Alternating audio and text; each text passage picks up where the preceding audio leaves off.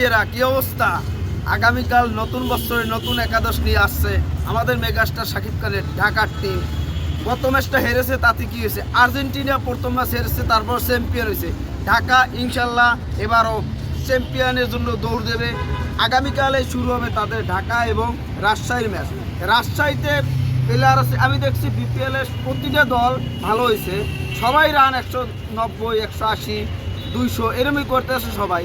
তারপরও আমরা এই যে নেক্সট ম্যাচ আগামীকাল, আমাদের শাকিব খান আসছিল গতকাল ম্যাচ দেখতে, সে মাঠে নামতে পারে না, তার দল খারাপ খেলছে দিকে। আশা করি আগামী ম্যাচে একাদশ এবং একাদশে কে কে থাকতে পারে সেটা নিয়ে আপনাদের সাথে বিস্তারিত কথা বলব। আর নতুন বছরকে সবাইকে জানাই নতুন বছরের শুভেচ্ছা ও অভিনন্দন। আপনার পরিবার নিয়ে ভালো থাকবেন, ভালোভাবে শুরু করবেন, এটাই আশা করি। আর আগামীকাল ঢাকা ক্যাপিটালসের ম্যাচ, সেটা শুরু হবে 1:30 মিনিটে শুরু হবে আগামীকালের ম্যাচ।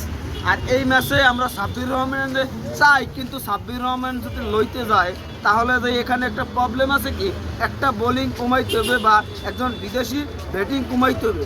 এইটা আপনাদের মাথায় রাখতে হবে যে সাব্বিরও তো চায় একাদশে, আমরাও চাই, তারাও চায়, কিন্তু এখানে ঢাকা টিমে বোলিং বেশি একটা ভালো নাই। মোস্তাফিজ ছাড়া সেই এ ক্লাস কোনো বলার নাই, তার জন্যই একজন অতিরিক্ত বলার খেলাইতে হইতেছে ঢাকায়, তার জন্য সাব্বির রহমানকে দলে নিতে পারে নাই।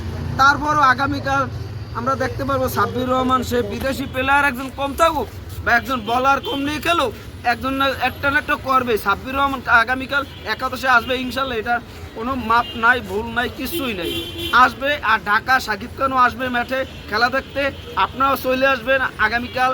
আর একাদশ তো আপনারা তো দেখতে পাচ্ছেন যে ঢাকা টিমে মিডল ওভার একটু সমস্যা, এই মিডল ওভার সমস্যাটা যখন কাটিয়ে উঠতে পারবে ঢাকা টিম, তখনই নতুনভাবে উৎপন্ন শুরু করবে, নতুন বছর নতুনভাবে শুরু করবে আগামীকাল থেকে।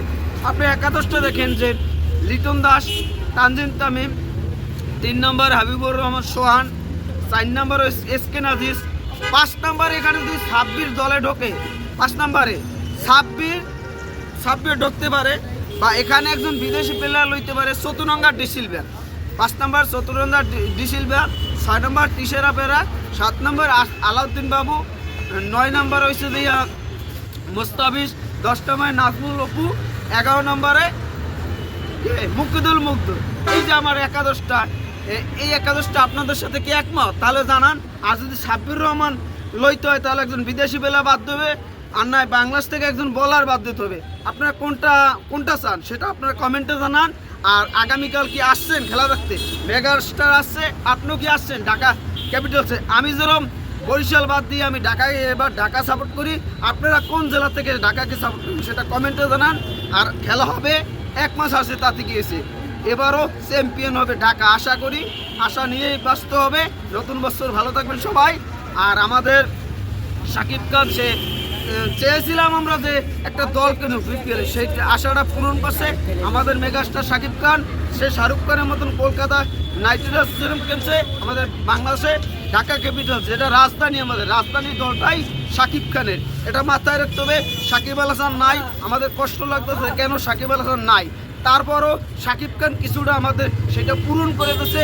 আগামীকাল ম্যাচ যখন শুরু হবে তখনই দেখবেন শাকিব খানের পাওয়ার কি। শাকিব খান যদি গতকাল 30 জন প্রায় পুলিশ সামনে খারিয়ে গেছিল, শাকিব খান মাঠে নামবে, ওই মুহূর্তে উইকেটগুলো পড়তে আসলে একটার তার জন্য মাঠে নামতে পারে নাই। ধন্যবাদ অল ক্রিকেট প্রেমী। আর সাকিব রেডি হয়ে যান, আসছে শাকিব খান কাল।